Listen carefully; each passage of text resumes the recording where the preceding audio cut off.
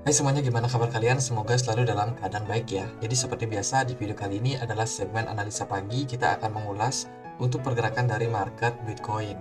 Teman-teman, hari ini tanggal 31 Oktober. Happy Halloween buat kalian, dan kita akan coba untuk update ya seperti apa pergerakan dari market untuk hari ini, teman-teman.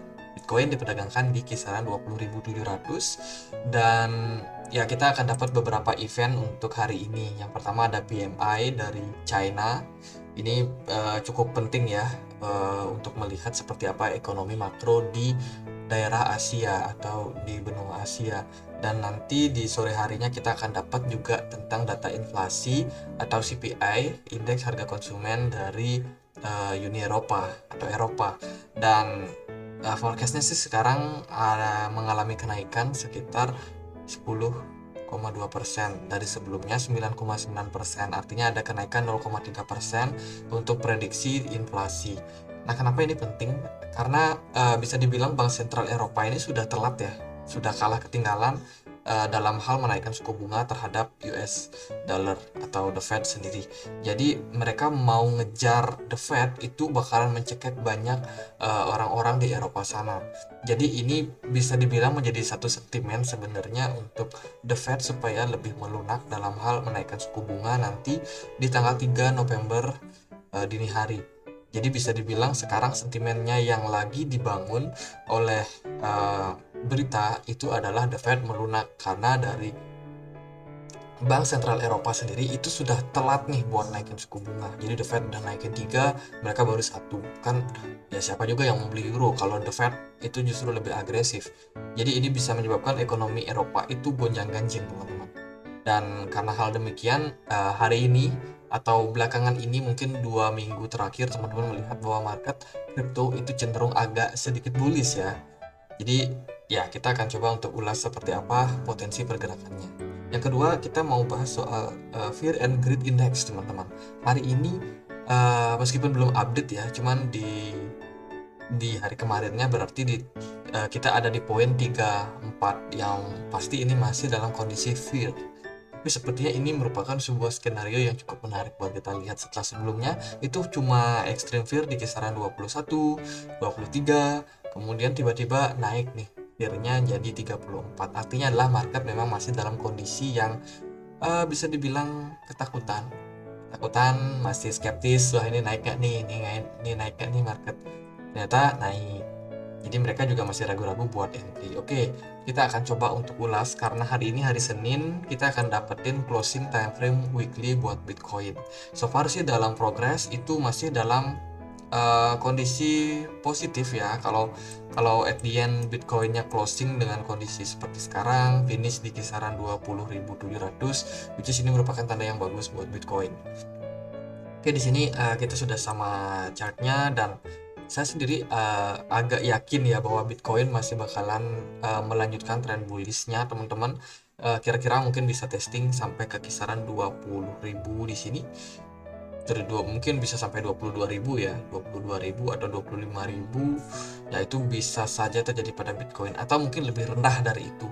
Karena kalau kita lihat sendiri dari progresnya, teman-teman, Bitcoin ini kalau menurut menurut analisa saya, dia kemarin sudah membentuk wave 3, which is itu di kisaran 17 ribuan, dan saat ini mungkin Bitcoin masih berpotensi buat mencari wave 4-nya. Apakah sudah terbentuk kemarin ya waktu di 25.000, atau mungkin bisa lebih tinggi lagi nih, bisa sampai di atas dari 25.000. Nah, itu kita belum tahu sejauh mana relief rally yang akan terjadi pada Bitcoin dalam minggu ini. Kalau menurut saya, Bitcoin gak bakalan turun dalam jangka waktu dekat. Mungkin kita akan dikasih space beberapa minggu atau beberapa hari ke depan ya. Mungkin itu di bulan November kah, atau di bulan Desember. Barulah nanti kita mungkin melihat penurunan yang lebih signifikan terhadap Bitcoin untuk progres mencari wave 5. Wave 5 di mana? Belum tahu juga. Kita mungkin harus melihat dulu di mana wave 4-nya. Tapi andai kata kalau wave 4-nya ternyata sudah terbentuk di kisaran sini di 25.000, mungkin wave 5-nya nggak bakalan jauh-jauh dari wave 3. Ini itu bisa sampai ke 16.000 kah, atau di 15.000, 14.000, 13.000. Ya, itu potensial yang mungkin. Tapi kalau ternyata relief rally di sini kita progress wave 4-nya mungkin lebih tinggi, bisa jadi wave 5-nya justru bisa lebih dalam lagi teman-teman. Tapi kalau dari beberapa indikator sih kita lihat dari time frame weekly ini ya, contohnya kita pakai indikator ini, Loken. Ini indikator yang bisa melihat seperti apa pergerakan dari market maker atau kita bilangnya smart money. Smart money itu belum ada sama sekali pergerakan dalam ini dari bulan Juli sampai kini. Kalau kita lihat dari time frame weekly belum ada sama sekali pergerakan dari smart money, which is ini merupakan aman buat teman-teman yang mungkin masih pegang bear ya, mungkin ada yang sangkut di bear ya. So far belum melihat adanya pergerakan dari smart money, so kita masih mungkin bisa melihat potensi bahwa ini masih dalam bear market. Terus juga Bitcoin belum berhasil keluar dari EMA 100 atau EMA 99 di sini, which is itu saat ini ada di kisaran 30 ribuan, masih sangat tinggi. Berarti kita masih berpotensi buat masih dalam tren bearish teman-teman. Jadi itu menjadi salah satu alasan kenapa saya masih hold yang namanya ETH down. Sebenarnya sih udah parah sih. Tapi ya oke, kita masih melihat ini masih dalam tren bearish, so kita nantikan aja kapan market bakalan dibanting. Itu sih buat yang percaya kalau market masih bearish. Cuman permasalahannya adalah sekarang kan media lagi membangun nih, wah ini The Fed nggak bakalan agresif naikin suku bunga, atau bear market sudah bottom nih di 17.000. Ya bener, bisa jadi bener juga, siapa yang tahu teman-teman.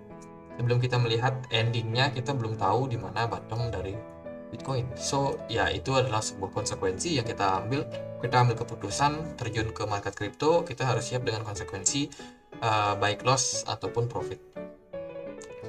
Oke, kalau dari segi pergerakan ya itu aja. Sementara Bitcoin bisa closing di atas dari harga saat ini, mungkin bisa di 20.500. Di atas itu mungkin itu menjadi sebuah positif buat Bitcoin. Bisa aja Bitcoin kembali naik. Dia di sini mungkin berpola double bottom. Bitcoin naik mencari titik ini ya, titik target price-nya. Jadi berpeluang juga nih buat Bitcoin ngetes naik sampai ke 30 ribuan. Berpeluang, belum tentu naik segitu, tapi masih ada peluang. Jadi teman-teman jangan agresif ya, wah ini Bitcoin bakal naik tinggi, enggak. Terus juga hari ini karena Halloween teman-teman, kita bisa lihat beberapa track record apabila Halloween terjadi. Yang terakhir kali itu di kisaran 2021. Ini aku udah kasih tanda garis ya, ini adalah Halloween. Bagaimana ketika setelah Halloween itu market cenderung agak bullish ya.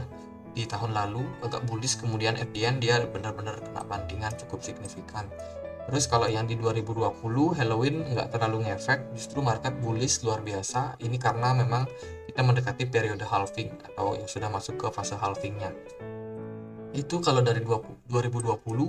Terus kalau dari 2019 ini juga sebenarnya bearish sih. Jadi waktu Halloween market cukup volatile, beberapa hari kemudian bantingan dalam terjadi.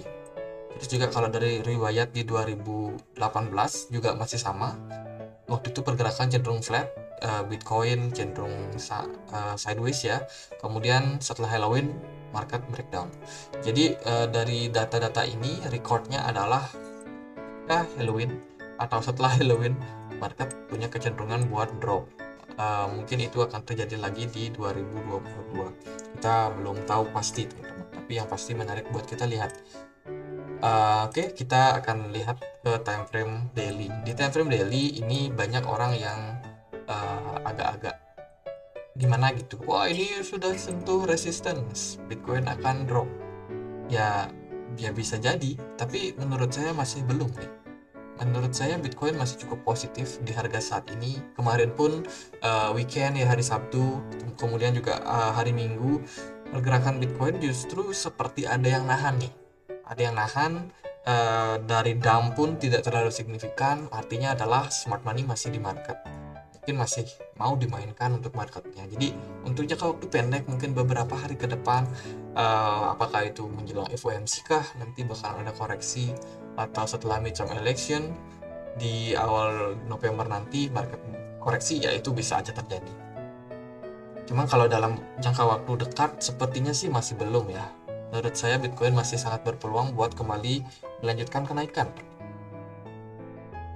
Oke, kalau dari RSI sendiri ya, RSI sendiri belum menyentuh level jenuh beli.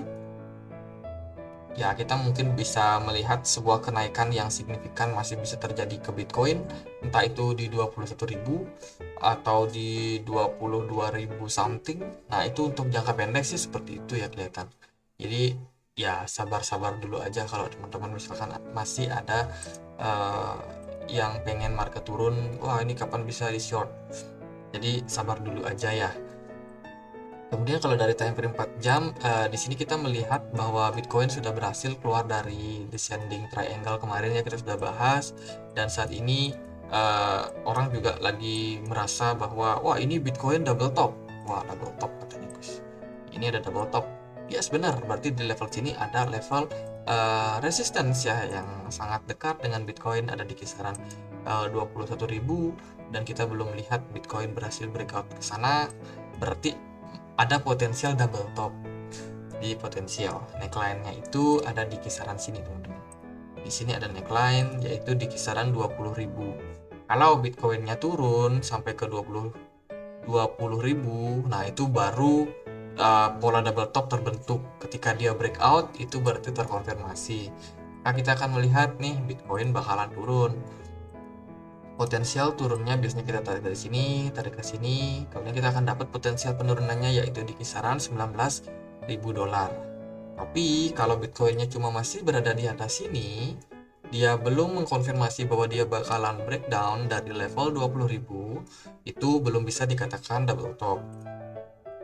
Oke, terus juga dari beberapa indikator, contohnya adalah volume perdagangan cenderung menurun, itu fakta. Terus juga dari RSI sendiri sudah membentuk yang namanya bearish divergence. Ini juga fakta. Tapi kita masih belum melihat sebuah tekanan seller yang signifikan terhadap Bitcoin. Berarti kita juga harus pahami nih bahwa kondisi saat ini Bitcoin masih kemungkinan belum koreksi jangka waktu pendek. Nah, kalau kita lihat juga di sini dari segi pergerakannya, kita akan pakai indikator ini fixed volume profile, tarik dari swing low ke swing high, maka kita akan menemukan di sini sebagai level demand, level permintaan, level support buat Bitcoin. Jadi di sini ada sebuah volume transaksi yang cukup signifikan. Jadi level tersebut mungkin saja bisa menjadi level yang menahan pergerakan Bitcoin untuk turun lebih dalam lagi.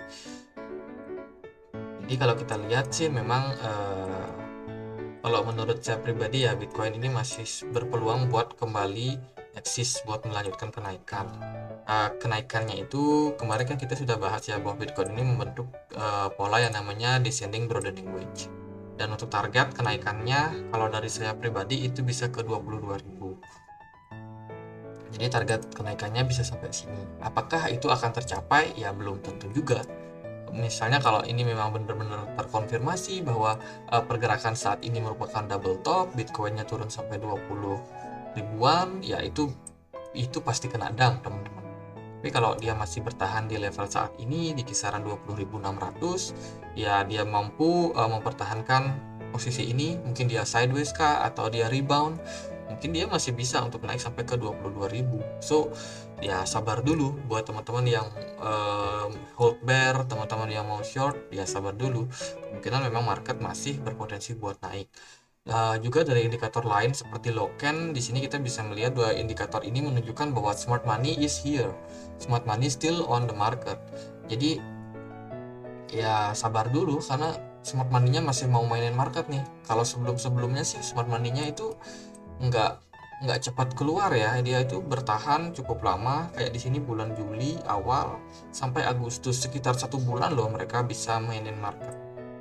Jadi kalau FDN hari ini smart money-nya justru nggak cepat-cepat, nggak buru-buru taking profit, ya bisa aja dalam waktu sebulan ke depan, di bulan November sampai awal Desember kita masih bisa melihat relief rally terjadi pada Bitcoin. Jadi kan Bitcoin ini udah turun cukup lama nih, jadi sebuah penyegaran perlu buat dilakukan sama Bitcoin. Jadi bisa aja market dulu di bawah naik dulu, entah ke level-level mana, level-level yang bisa menjadi titik pembalikan arah buat Bitcoin sampai akhirnya dia menuju ke wave 5 di sini. Jadi kita still running, maybe running wave 4, atau kita sudah membentuk wave 4 dan kita hanya perlu berjalan ke wave 5. Itu juga bisa terjadi, teman-teman. Jadi sabar dulu aja ya. Jadi sementara kita nikmati dulu market masih bisa bullish, sepertinya memang masih bullish, dan kita mungkin akan melihat memang dump yang dalam, tapi sepertinya nggak dalam jangka waktu dekat. Tapi kita akan coba tetap update seperti apa nanti ke depannya, karena masih ada beberapa event yang penting sebelum event CPI nanti. So itu adalah potensi-potensi yang bisa saya sampaikan. Tentu saja belum tentu kejadian, bisa kejadian bisa enggak. Jadi kita wajib buat prepare semuanya, jangan sampai kita lengah dalam kondisi market seperti sekarang ini. Oke, dari aku mungkin itu aja. Kalau teman-teman ada pertanyaan lain, punya koin lain untuk dianalisa, boleh langsung tulis di kolom komentar ya. Hari ini kita juga akan dapat pergerakan dari DXY. Kita akan lihat seperti apa respon market. Apakah pattern Adam and Eve yang sudah kita bahas dalam beberapa video terakhir juga bakal menekan pergerakan dari market kripto, ataupun ya membuat market kripto naik ya. Kalau indeks dolarnya turun, Adam and Eve terkonfirmasi, jadi bisa aja indeks dolarnya turun, Bitcoin malah kembali melanjutkan kenaikan. Tapi kalau indeks dolarnya cuma bisa bertahan, mungkin dia nggak sama sekali breakdown dari level 110 di neckline-nya ini, ya bisa aja kita bakalan melihat bahwa tekanan pada Bitcoin justru cukup signifikan juga kalau dari indeks dolarnya ternyata berpotensi buat kembali melanjutkan tren bullish. Jadi belum ada pergerakan dari indeks dolar, kita akan lihat dalam beberapa jam ke depan. So keep watching on I. Jadi kita akan lihat sebuah pergolakan market ya menjelang FOMC meeting kenaikan suku bunga dari Amerika. Oke, mungkin sekian aja. Semoga bisa bermanfaat, teman-teman. Kita punya komunitas diskusi di Telegram buat teman-teman yang mau join, yang mau belajar bareng, sharing bareng, boleh join. Linknya temukan di kolom deskripsi. Oke, semoga bisa bermanfaat, dan akhir kata saya Andre. Makasih.